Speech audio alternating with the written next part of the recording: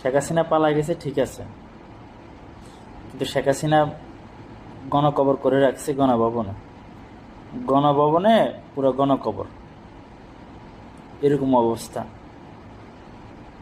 যারা মৃত্যুবরণ করছে অবশ্যই তাদের আত্মা মাগফিরাত কামনা করি। অনেক মায়ের বুক খালি হয়েছে, অনেক মায়ের। হারানো বেদনাটা শুধু আমি বুঝি, আর যাদের হারাইছে তারা বুঝে। তো চলেন ভিডিওটা দেখি।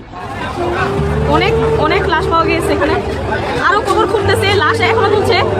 কি যে একটা অবস্থা, হায় আল্লাহ তুমি মাফ করো।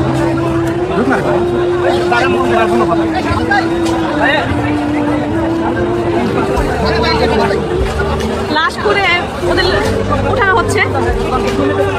আমার হাত পা কাঁপতেছে, আমি কি বলবো আমি বুঝতে পারতেছি না।